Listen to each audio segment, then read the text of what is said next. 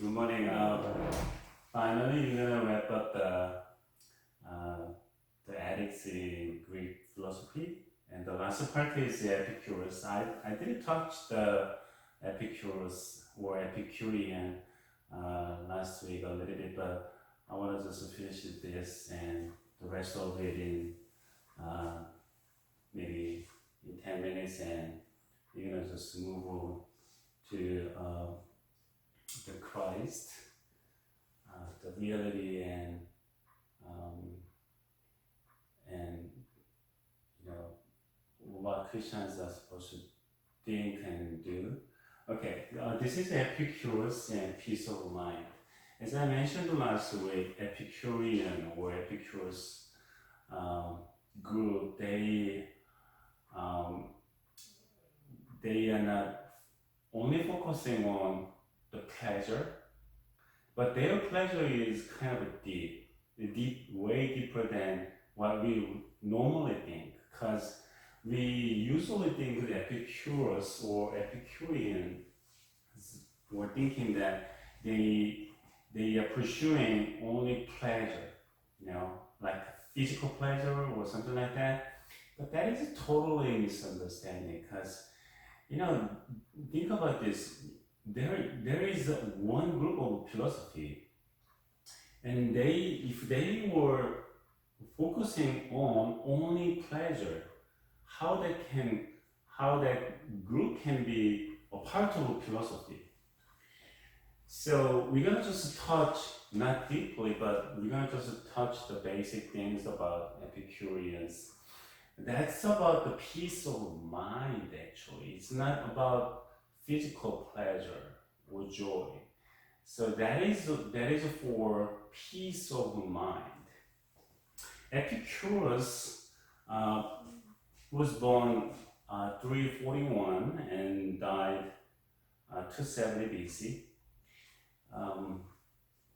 That is the apostle of common sense. Common sense is quite important in these days, because we are losing common sense, and our common sense can be very distorted, and it's kind of crooked a little bit, and then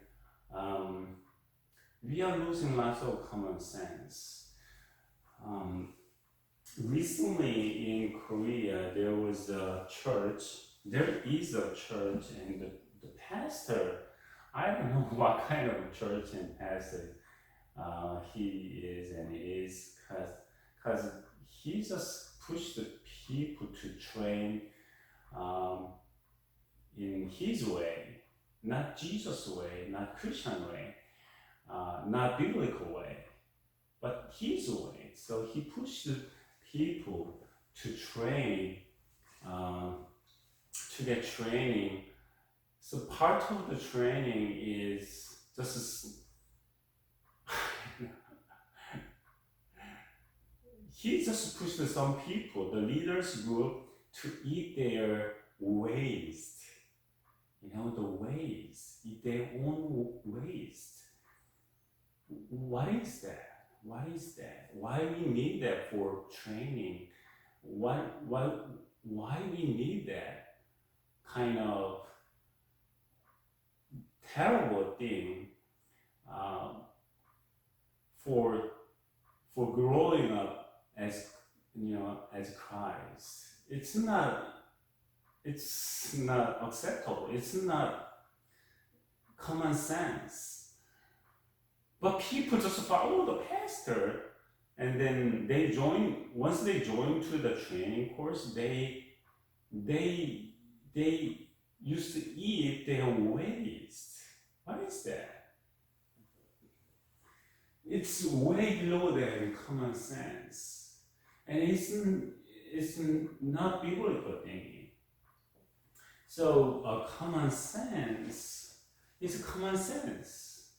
Once you hear that, you can know, and everybody can know that is out of common sense.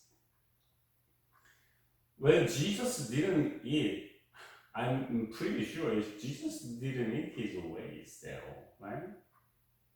What is that? So churches and pastors are losing their common sense, and they are thinking that is part of the Bible, or I don't know. That's really bad, right? But Epicurus was an apostle of common sense.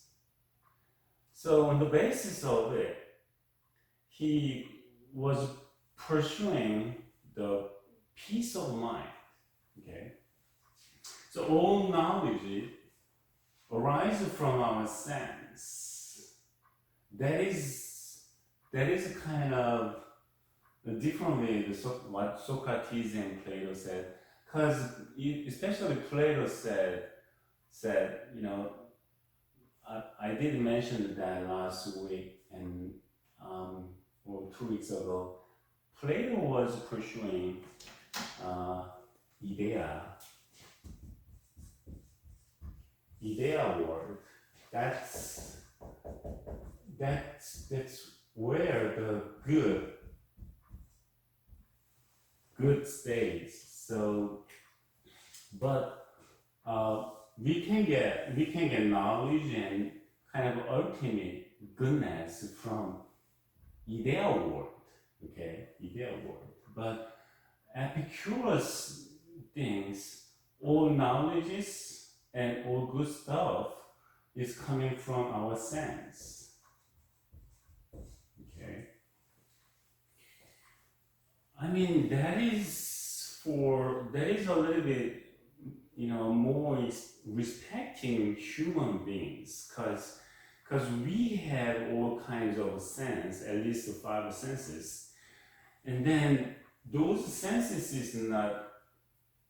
It can be wrong. It can be wrong, right? Because when we just hold hot water pipe and cold water pipe, we are supposed to feel cold when we touch the cold water pipe, and we're gonna feel hot when we touch a hot water pipe.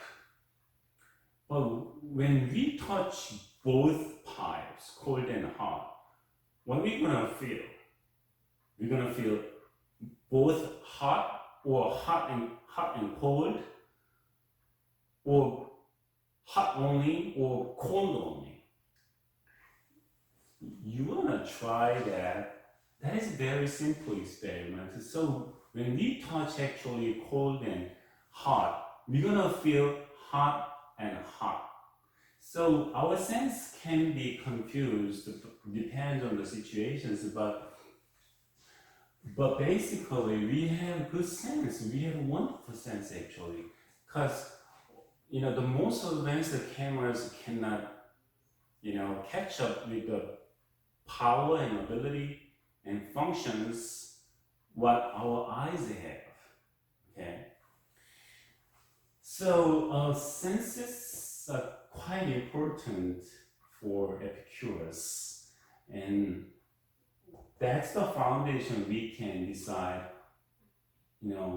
what is peace and what is uncomfortableness and something like that. Okay. The life of sense sage he found a school in Athens located in secluded garden.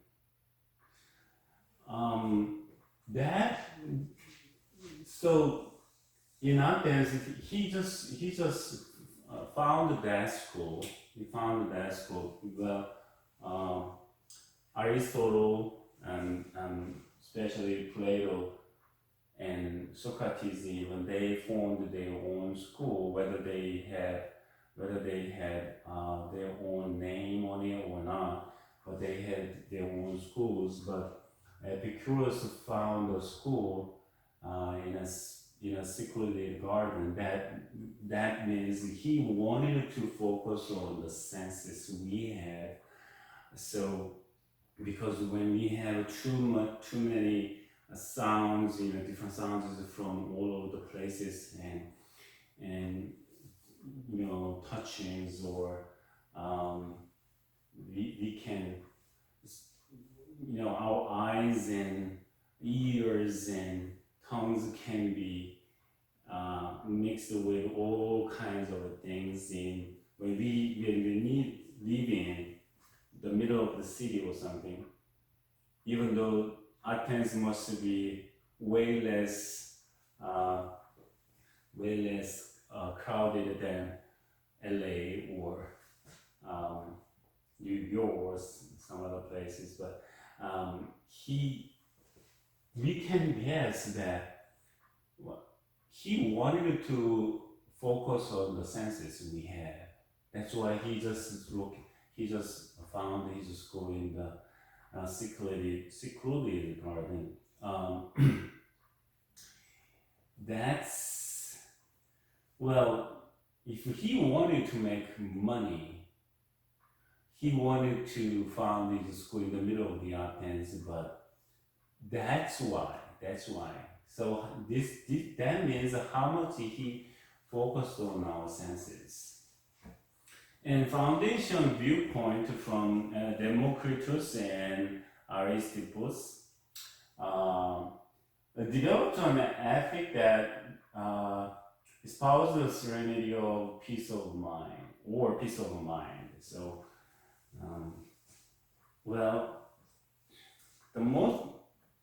lots of advanced hospitals located in rural area rather than urban area. Well, there are lots of hospitals in the cities, but if they want to recover, from their disease for long-term wise, they usually go to the hospitals or specific or special hospitals or the place they can recover from their disease or sickness. They usually go to rural areas, and that means we can get peace of mind from the nature, from the trees, rivers, mountains, rather than high-rise buildings and lots of traffics and lots of smoke. When you pass by LA area, you can see how much smoke there. Smoke is staying there. It's covering the whole city, right? So, and that is for peace of mind too, because our mind and body and soul, they are connected. They are linked together. So we cannot say separately, those. So each, mind, soul, and body, those are all connected. So when nowadays, when we go when we see psychiatrists or counselors, they usually say, just keep your mind peaceful or release your stress or something like that. That in that way we can just recover from our body sickness, physical sickness, and that is because that is all connected. That's also called the psychosomatic.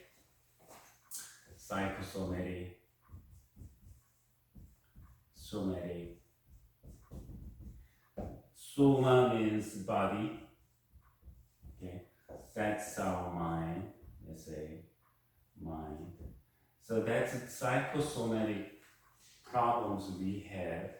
That's a lot. Okay, so if you can just mention or talk about the stress, I think you can be half doctors because most doctors are saying just relax and let your stress go. It's very hard, but they have to say that because our mind is connected with our body, psychosomatic.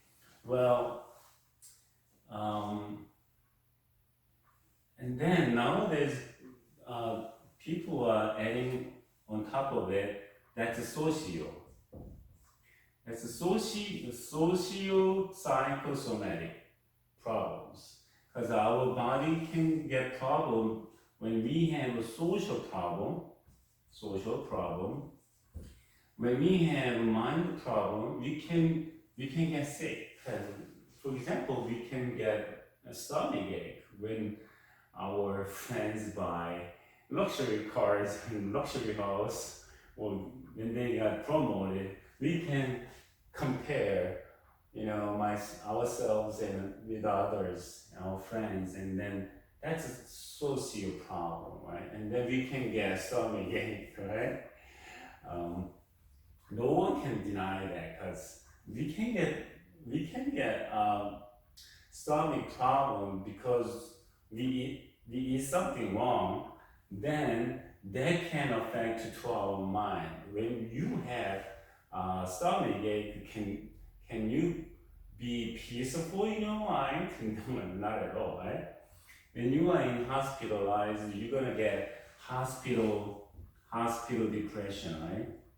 Hospital, that's also called hospital depression. No one wants to lie on a bed in hospitals, right? So, but most of patients, because especially long-term patients, not only long-term patients, all patients got certain level of depressions. That's also called the hospital depressions.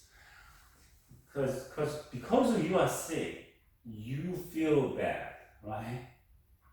No one can feel good when they got sick, right? Oh, I got a cancer. No one can say that. Finally, I can get cancer, the popular thing in this world. No. Finally, I got a car accident. I just broke my arms. No one can be happy with that, right?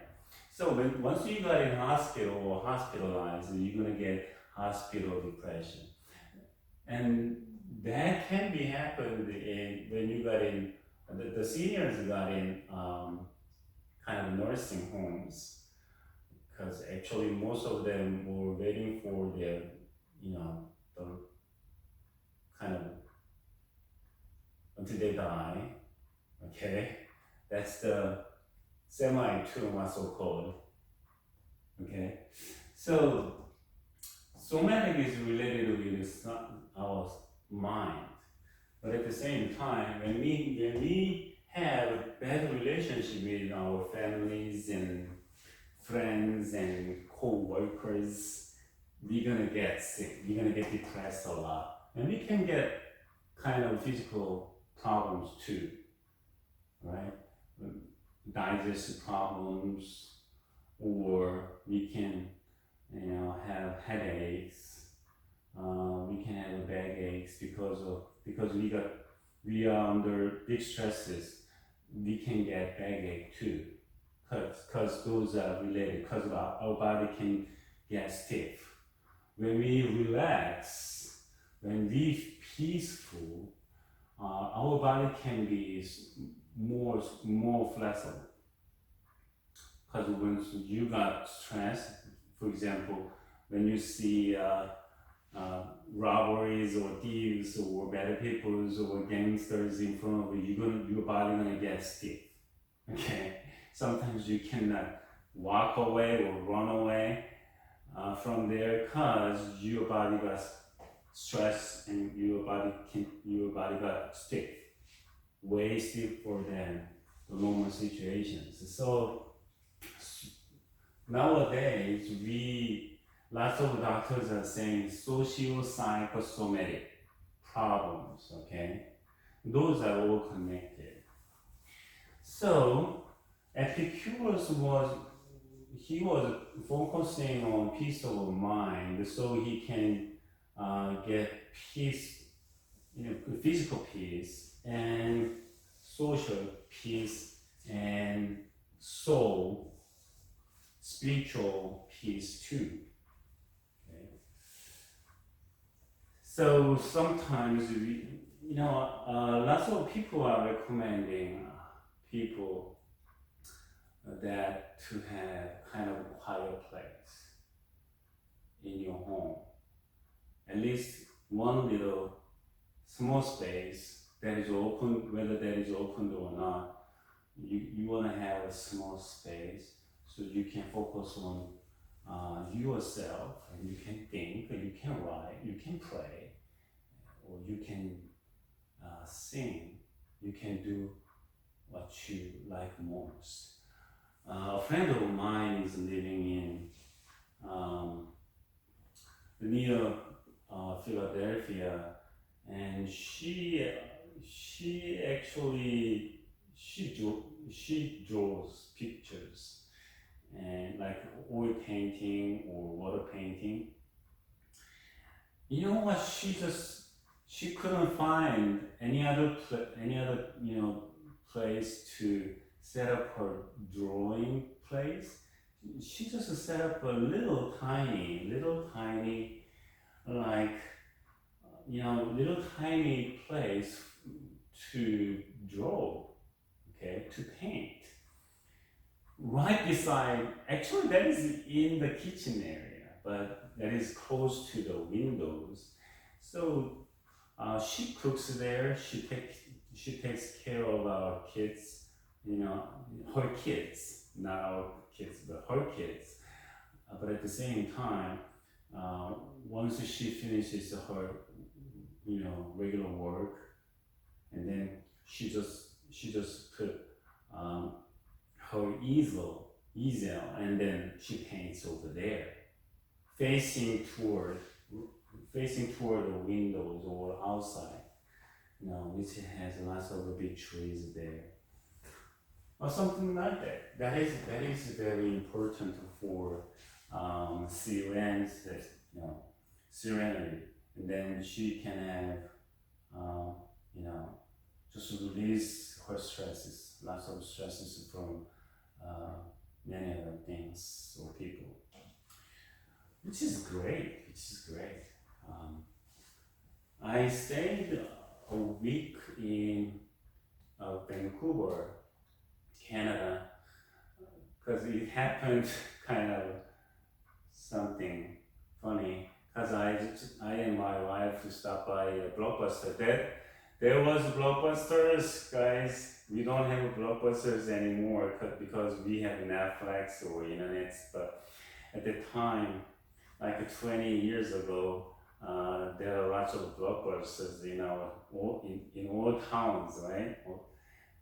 And I and my wife stopped by, the Blockbusters for renting videotapes we can watch, and then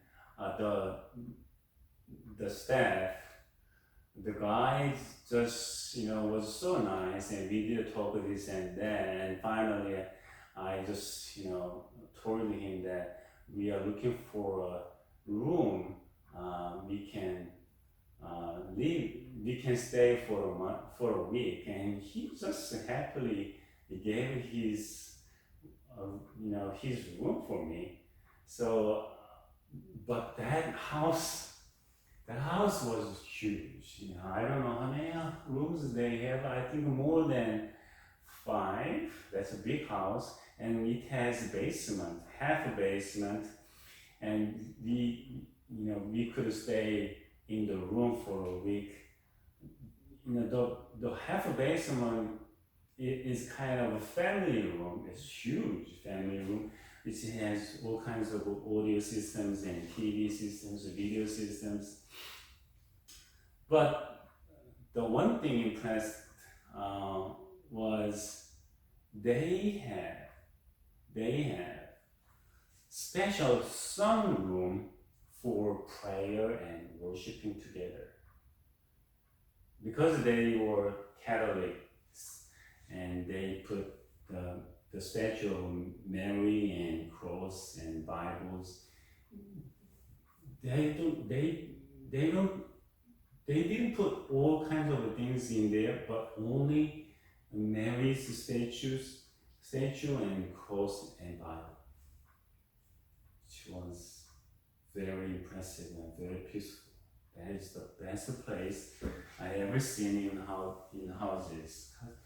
Something like that. So we need kind of a quiet time or serene place, we can release our stresses, or we can talk with God. We trust and believe, and we can read God's words or something, or we can maybe sleep, take a nap there in a peaceful and quiet place. That's wonderful. That's wonderful. That's what the Epicures want you to find: peace of mind, peace of mind. Okay. Beyond austere hedonism, Aristippus, he was an Epicurean. He said human nature avoid pain and seek what will give pleasure. Right. We don't want to get any pain, right? So we have a human nature that is avoiding pains, but pursuing the pleasure, peace of mind. That's true. That's true. That's true. No one can deny that, right? That's our human nature. So what's the virtue? What's the virtue? The capacity to choose the right pleasure. What kind of pleasure we want to pursue? What kind of pleasure we going to take? So I can get pleasure by torturing others, or I can choose, I can have a pleasure by helping others. What kind of a pleasure I want to take? Definitely, I want to just choose, that I can have peace by helping others. Right? There is great joy from helping others, supporting others. Once you give $1 bill to homeless or any random people who need, we can find many, that kind of people in this, time and generations, and especially in the Skid Row, LA, there are more than 50,000 homeless people, right? Lots of people and churches and organizations and cities, they are busy to feeding them because they are starving to death.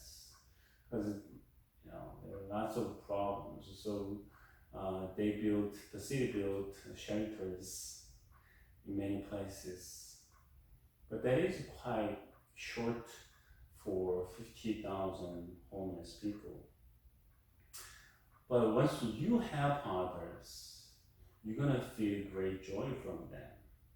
Okay? So the virtue,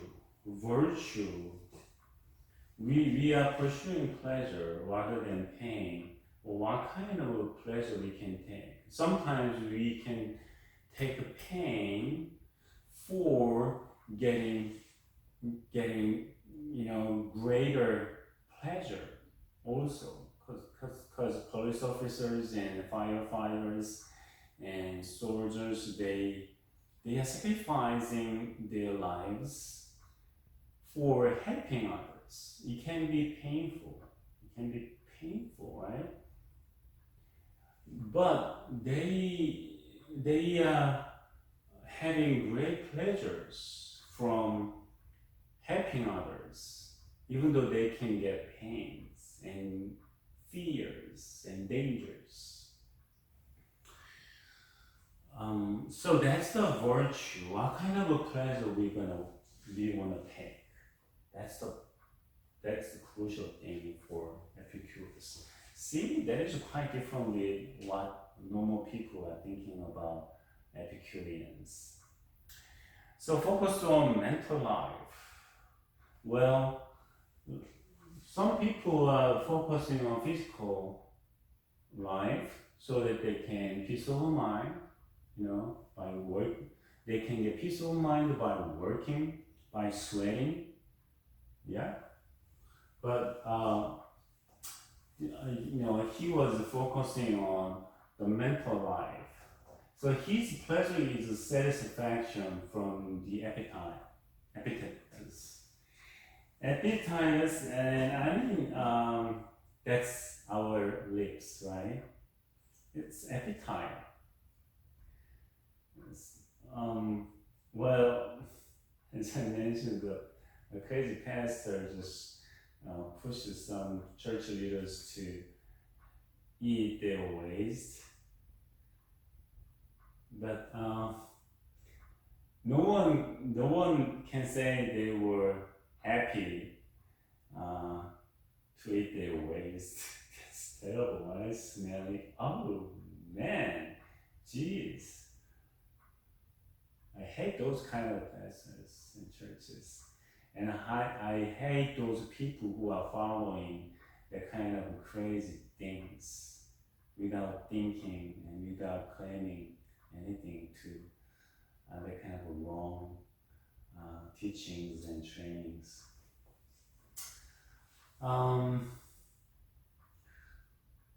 Appetite.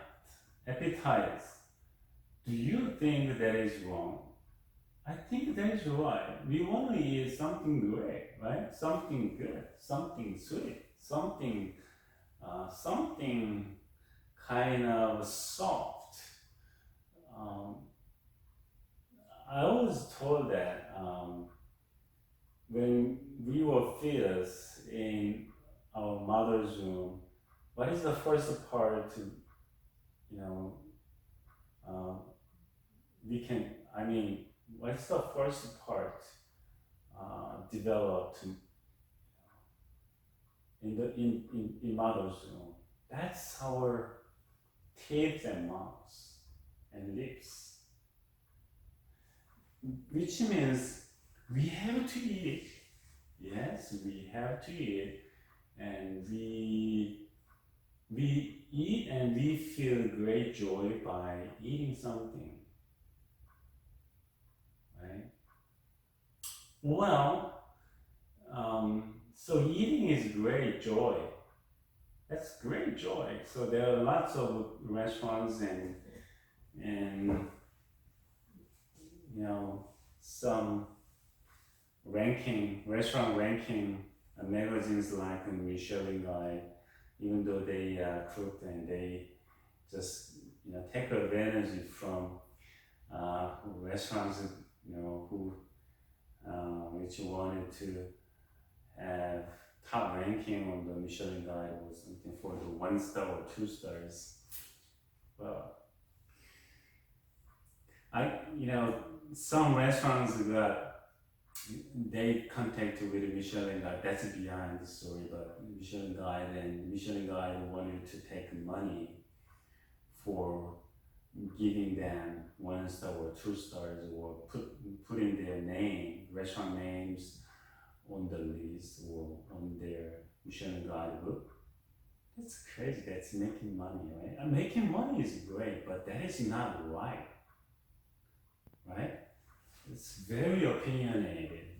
Well, we have all kinds of opinions, and we have kind of opinionated. Actually, I'm opinionated in many things, but that's business. That's not ranking. So I don't trust Michelin Guide at all. And I can't afford to it. I don't want to just spend $50, $100, $200 for for a meal. Well, if somebody want to buy me, it's okay. I can go, but I want to spend that much money for eating for a meal? Yeah, no way. And on top of it, I don't trust it. I don't trust the Michelin Guide or something.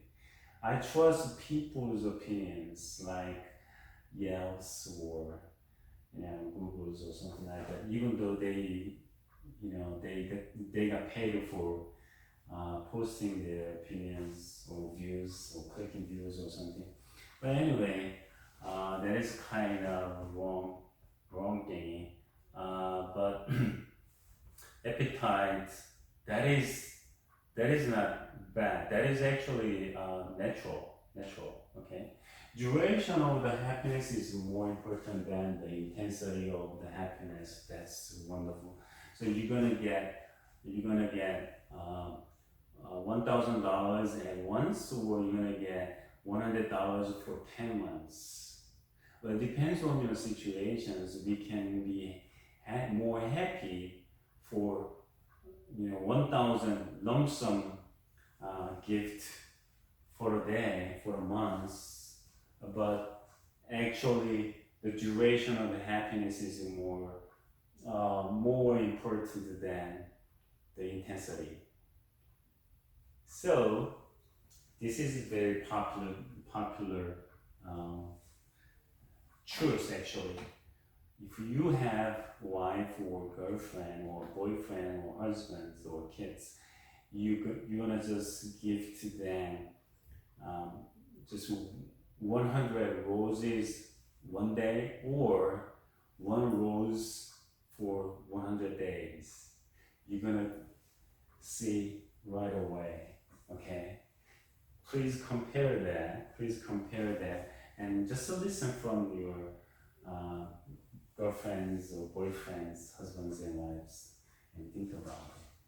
And they're not gonna be that happy when they got a rose compared to 100 roses, but if you give your love one rose per day for 100 days, that can be great things, because they know how much money and efforts you can show to your lovers. That's something like that, okay? Well, what about the removal of pain is greater than stimulation of the sense pleasure? Well, so you wanna eat, is it this? You wanna eat an ice cream, a cup of ice cream you like most, or you wanna avoid eating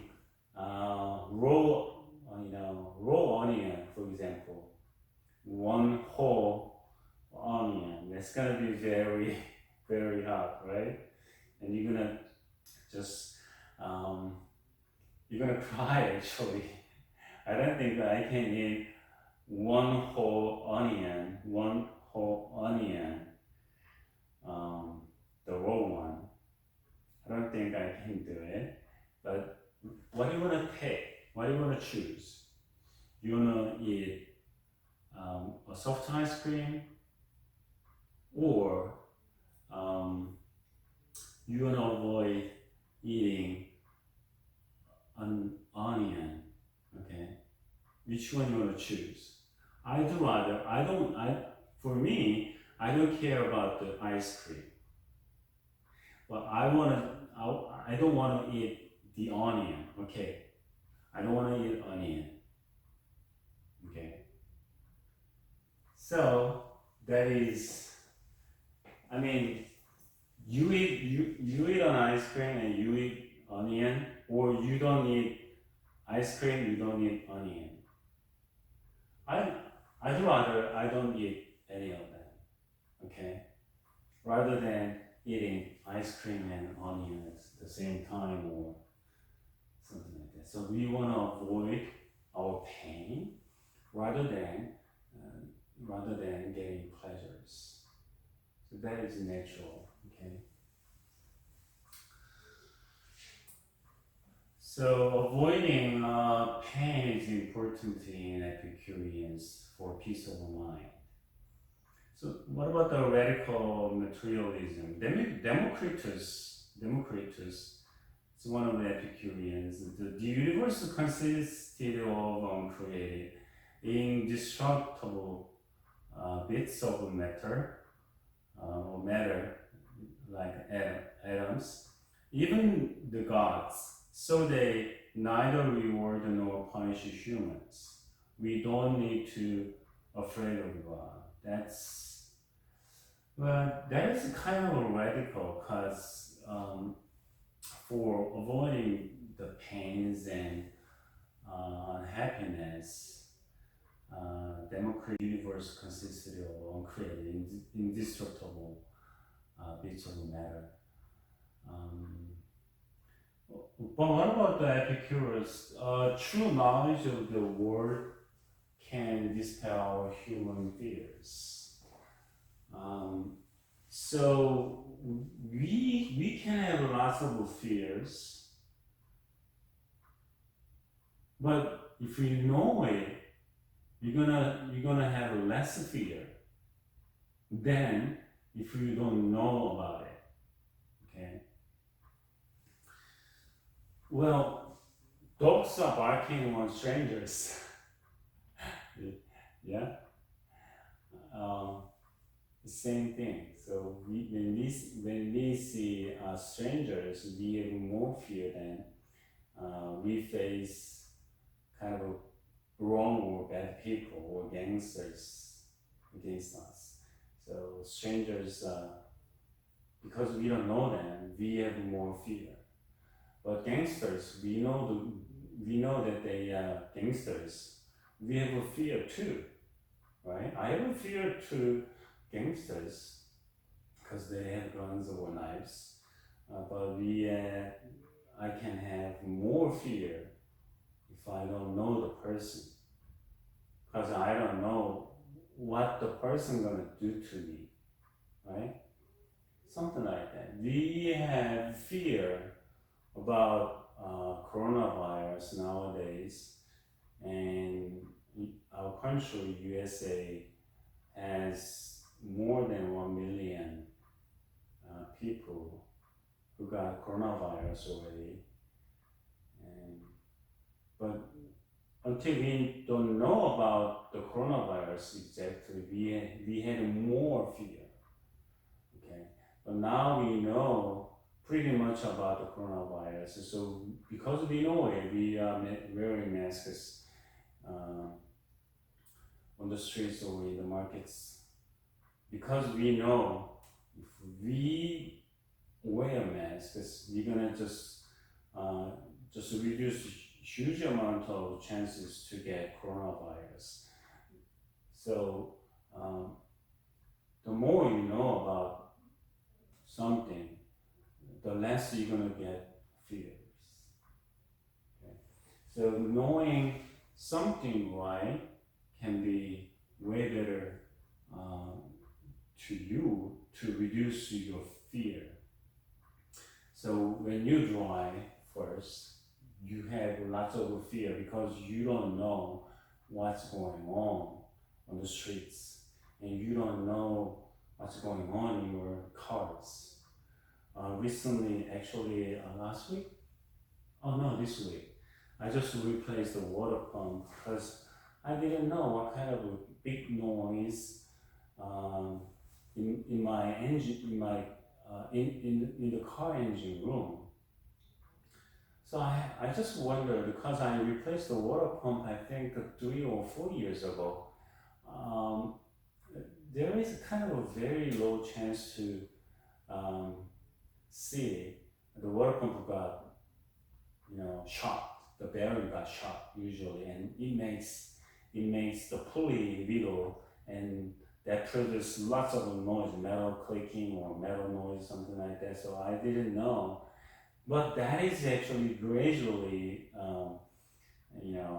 it's getting louder gradually. So I didn't notice that, but one day I noticed that it's too loud, but I was kind of lazy for many days or many months, so I didn't take care of that. But finally, I just found that my water pump got shot. So I just replaced it, and man, there is huge difference. It was very loud, but I was get used to it. But I didn't know that is that loud until I fixed it. So I replaced the water pump for 2 or 3 hours. So because I'm not mechanic at all, so I'm not just a DIYer. So when I work on my car, I just work slowly. So I want to just make sure everything's alright. Or I'm gonna just lose the car. I can lose my life on the street. So I'm very cautious on it because I'm not professional mechanics. So I just studied a lot, and I just replaced the water pump. But mechanics, the professionals, they know what's going on in the car, so they don't have a fear. But the regular people, they don't know about the car, and they have a fear. I have a fear too, right? So Epicureans are saying that if you know it why, you can reduce huge amount of fear about it. And that is true. That is true. Well, we have lots of social problems. Well, the good thing is that we have a social distance, so maybe we can get less stressed than before. But we have cell phones and SNS, so I don't know what's going on. So all are different. It depends on what kind of situations they are in. But anyway, if you have to work with the person you hate, it's gonna be very unlucky for you. But if you know the person right, if you don't know the person, you can blame yourself. You can blame the person. You can blame the company or something like that. But if you know that person right,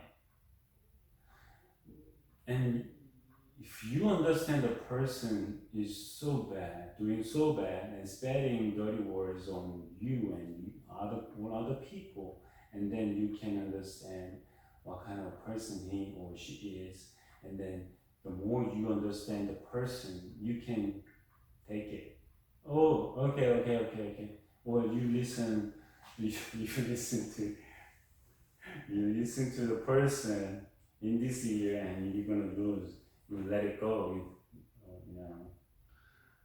From other year you have. So that's what it is, right?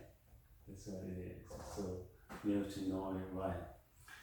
So death, the most dreaded of evils, is therefore of no concern to us. For why we exist, death is not present, and when death is present, we no longer exist. Well, we feel that is right, right? That is wonderful. We all have fear on death. So we don't know when we're gonna die. That's why we have insurances. We buy insurance. We pay every month for securing our family's safety, for securing our children's future. So we have insurance. Why we buy insurance? Because we fear, right? We can by purchasing insurances, we can reduce our fear level. Okay. Well, I can die today, or one day, or someday, or suddenly, or I can get cancer, or I can get many other things, or coronavirus, I can die, but my families can be okay. Well, losing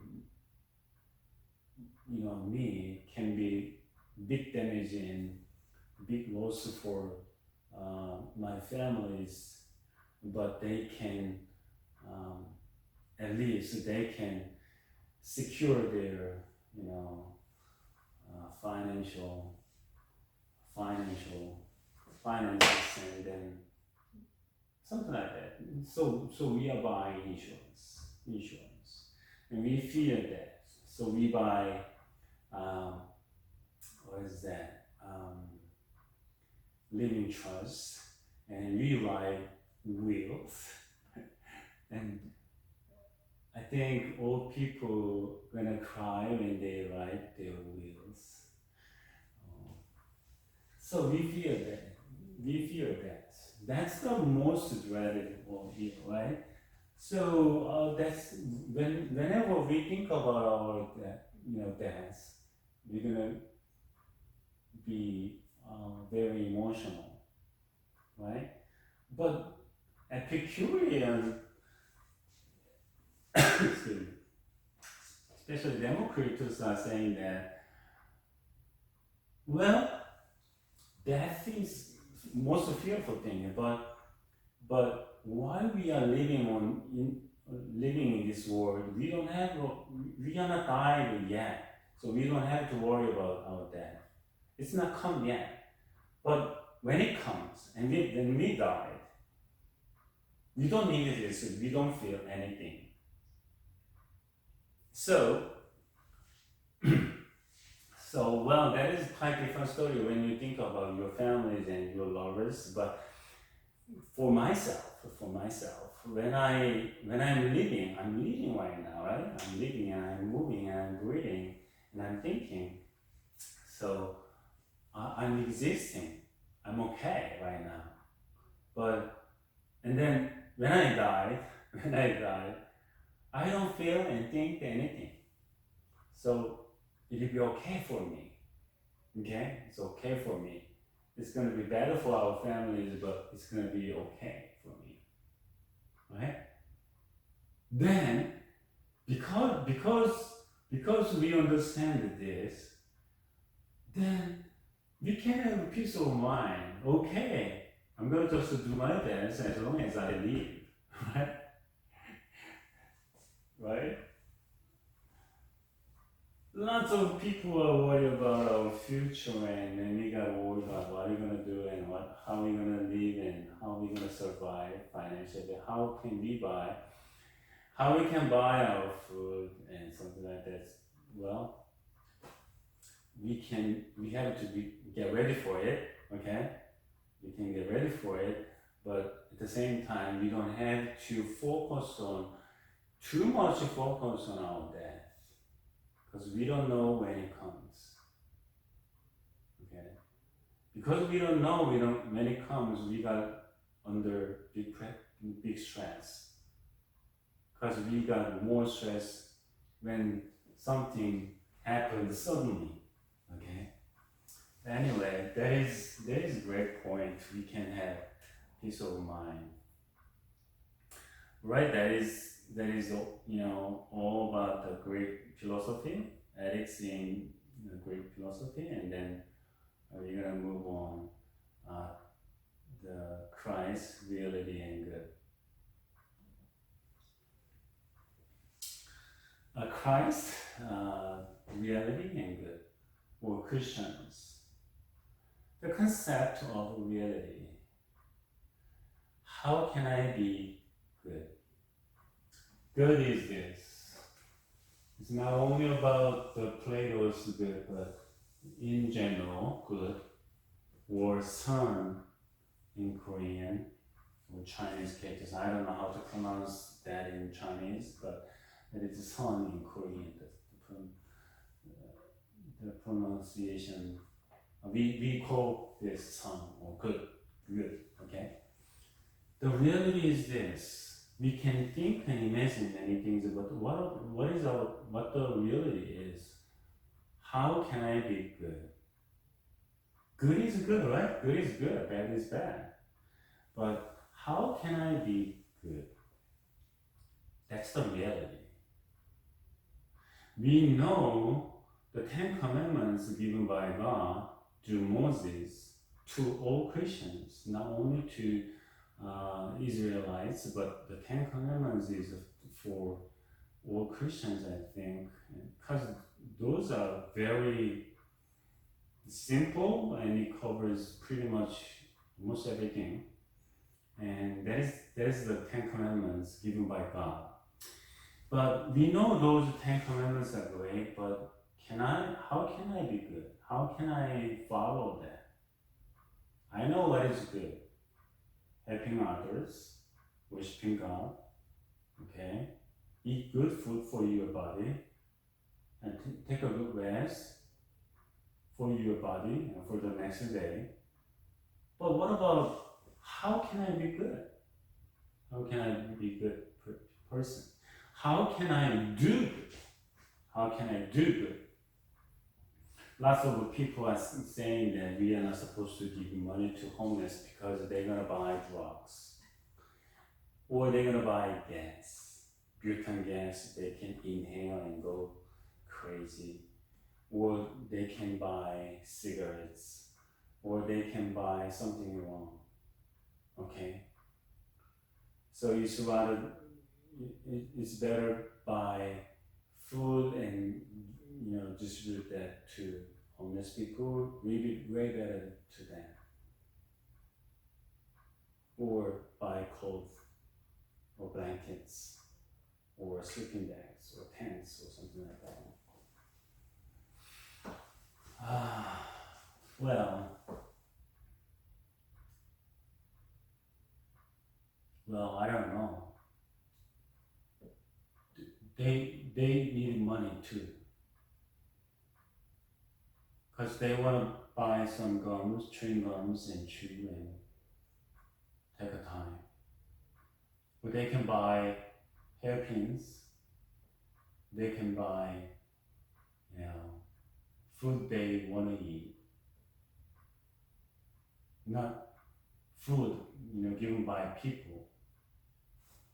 Others choose you to eat, or you want to choose what you want to eat. That is a big difference. Okay. So how can I do good? Or what is the will of God? Lots of Christians are saying, I want to do what you want. That's what Jesus said on the Gethsemane. Jesus prayed, on the day right before he got arrested by people, and then he just prayed hard on Gethsemane to God, and he just opened his mind and he just said everything, talked to God, everything, what he feels, what he thinks, what he wants. But the last word of his prayer must be, "Your will be done. Your will be done. I'm going to just follow your will." That was great prayer. When we had a look, take a look at the Psalms, and we can see how David prayed and how others prayed to God. They don't say, I'm gonna follow your will be done on me, whatever it is. They didn't say that at first. They especially David, used to talk to God everything he feels and thinks. And he just explained all the situations that he's facing to. And when I read some Psalms written by David, sometimes I laugh because he was a very weak person. He killed Goliath, but he was a weak person like me, right? And then I was kind of feeling shame that's kind of a shame on David, because he's just talking too much details and little things. He prayed on little things, and he just asked revenge and many things to God, right? But he wanted to examine himself while he was praying. That was a great thing. And he wanted to talk everything to God. That was a great thing too. And he almost always, he almost always talked to God that, God will be done, David, in his life. And he was so submissive. So he prayed, he talks everything, but he finally says he's gonna follow you. That's great part. So what is the will of God? Oh, that's all Christians ask. You know, that's great questions. Whenever we ask that question, we can be different. We can be different, but we don't ask that often. Especially if we want what we really want, we don't pray. Because we know God's answer can be different what we think. Okay? So in that point, and in that kind of situations, we don't pray a lot. We don't pray a lot because we don't want to change our plan, and we don't want to change our think.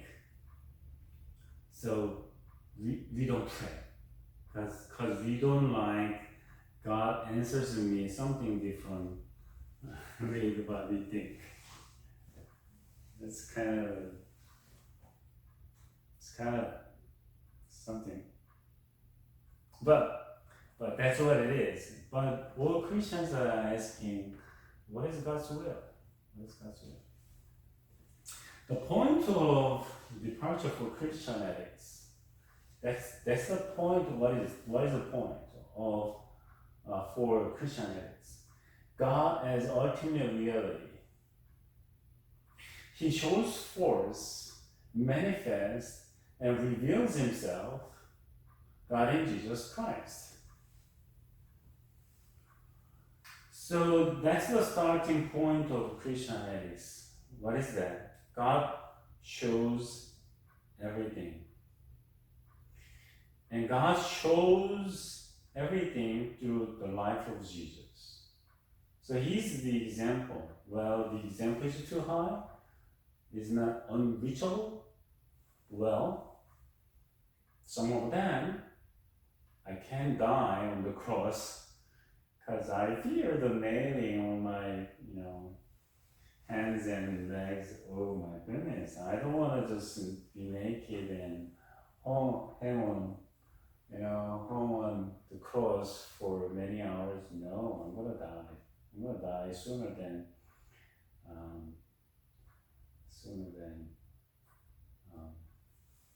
Jesus, I think, or any other people. I'm gonna die soon. But Jesus showed what we are supposed to do, what we are supposed to talk, what we are supposed to do in our lives. That's real. That's not ideal. Well, that's ideal, but that's real too. That's ritual. We can try, and we can reach that point little by little, right? So once we become Christians or church members, we are not saints. We are saints because we are part of God, kingdom of God, but our characters is not perfect when I become regeneration. When I get regeneration, I'm not perfect yet, okay? I'm God's children, so I'm saved, I'm okay. But my life, my way of thinking, my mind have to be molded by God. I have to work with God for becoming a better person. That's the starting point of Christian ethics. God, not evaluation. Good, not evaluation. Good, the real itself.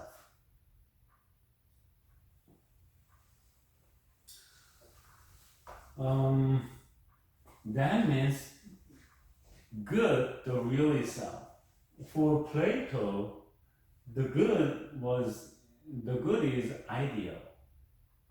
And we have to bring that in our real life and realize it, okay? Actualize it, right?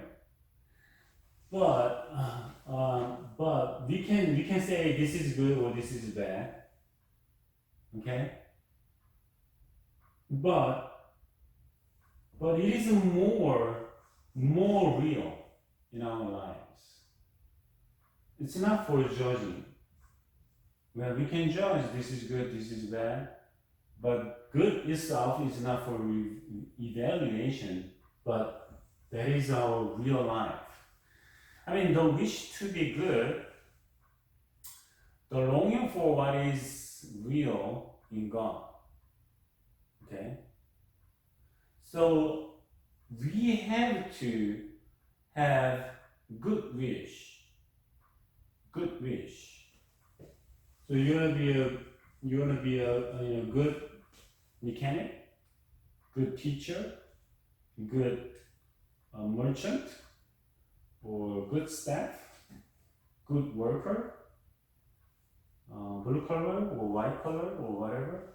So we want to just set good wish, and that has to be real, okay?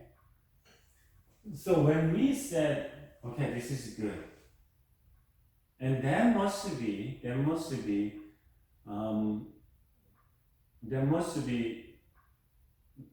not only what I want, actually there must be what God wants. So what kind of a mechanic you want to be? I want to be a good mechanic. So you want to be skillful, you want to learn, and you want to train yourself, and you want to be an institute. There are lots of video clips to show that mechanics is just to tell a lie, and they sometimes replace the oil filter, but they don't replace the oil filter.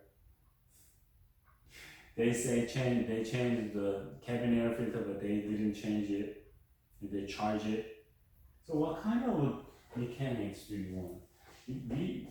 I want to be good mechanic. That must be matched with what God wants.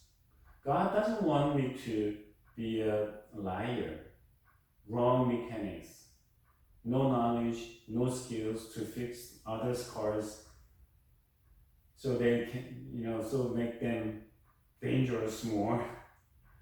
God doesn't want me to do it, right? So when I am longing for, God's will, when I just make a picture, the mechanic God wants, then my wish can be good. Okay, I want to be a rich person. That's good. That's a great goal. You don't want to be poor. You want to make lots of money. That's a good goal. That's a wonderful goal. But what are you going to do? And how you can be rich? So that is the reality. And if you don't longing for God's will, the rich people God wants, we can be crooked. I want to be rich so I can have lots of servants.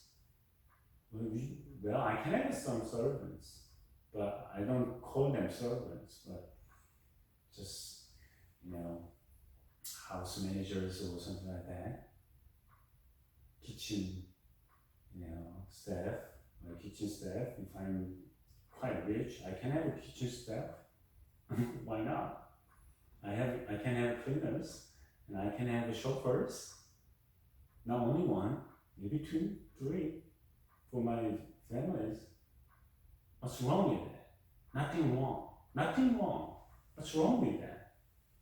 By hiring them, I can they can make money from me. So nothing wrong with that. I can live in a huge manner. What's wrong with that? No problem at all. As long as I make money and and I can use the money I earn in a right way. If that is God wants me to do and be, it's okay. No problem. No problem. So that's the real. That's the real. The good tree that brings forth good fruit. That's true. That's what Matthew chapter 7 says. Right? Good people do good stuff. Bad people do bad stuff. Good people speak good stuff. Bad people speak bad stuff. That's what God says. That's what Jesus said, actually. The two together are to be understood as a single unit. Okay? Good tree and good fruit. You are bad mechanics, so cheating people, and you make money. It's not matched. It's not matched. Okay? So cheating mechanic to be a prisoner, that's quite matched. Okay? Good president, good respect from people, very matched. Bad president, bad reputation, good match. But bad president, good reputation, that's not matched. That's not matched. Good president, bad reputation, that's not matched. It's not matched. Okay? So only good trees, only good people can produce good fruits, good things. And they're gonna get lots of compliments from people. Oh, this is delicious fruit, delicious orange, delicious apple. The person is great.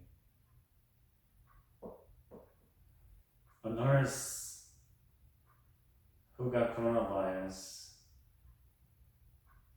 when she was working for coronavirus patients. After hundreds of hours serving coronavirus patients, she got coronavirus and she's spending hard time right now in Korea. People are just praying for her because she was good. She made great fruit, but she got in trouble. We respect the nurse. Behold, it is very good. That's what God said in Genesis chapter 1. The whole creation was good.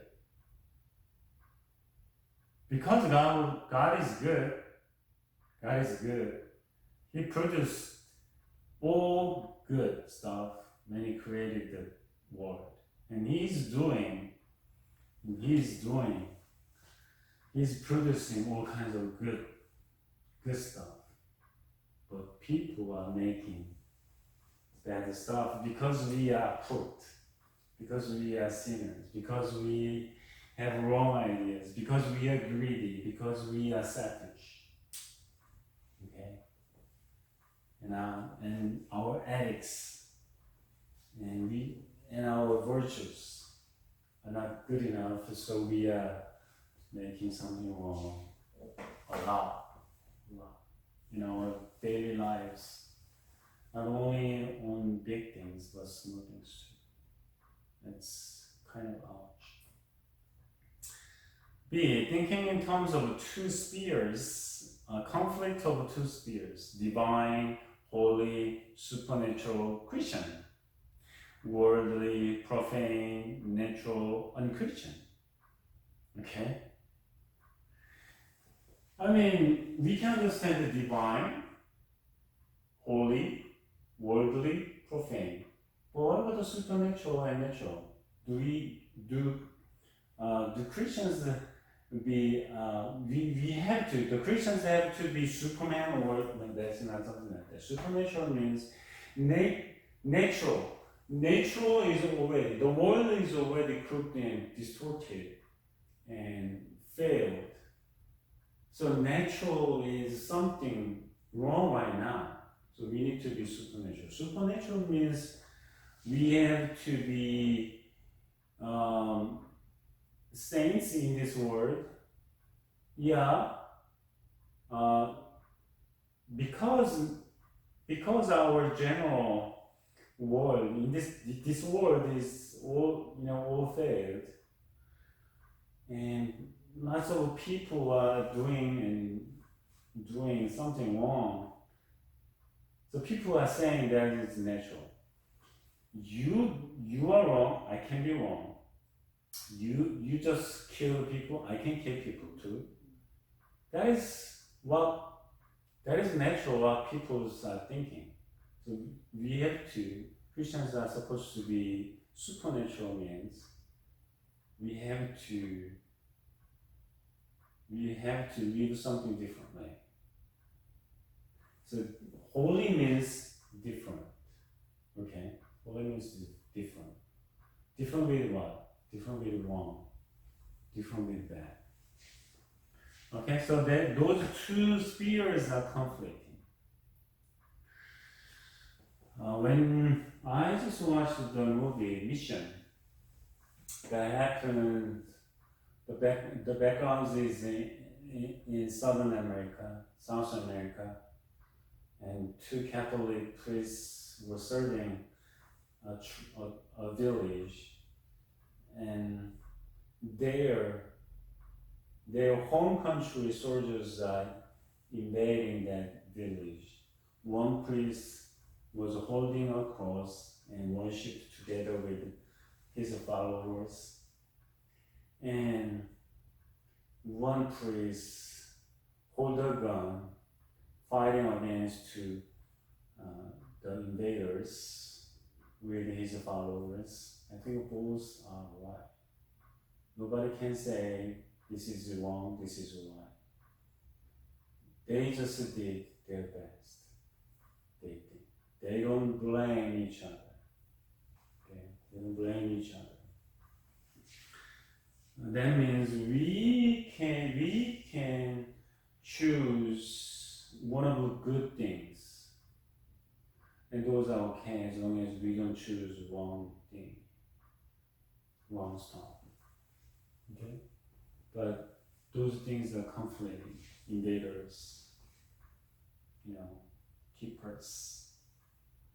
Those can be why they are invading others, big people, big countries, why they colonize other countries and tribes and villages and nations, because they are greedy. It is totally un-Christian thing. Un-Christian thing. So I couldn't believe that European countries, including the United States, invaded lots of other countries and nations. That's not Christian thing. They were wrong Christians. They were wrong Christians. They didn't pursue God's will. God's will is not killing other countries and peoples and oppressing others. That is definitely right? That is very definitely clear. There are 4 mandates. We're gonna just, explain those in detail, but there are 4 mandates. The word is relative. Relative to God, and assumes concrete from certain mandates of God in the world. There are 4 mandates: labor, marriage, government, church. Okay, so we're gonna just take care of that.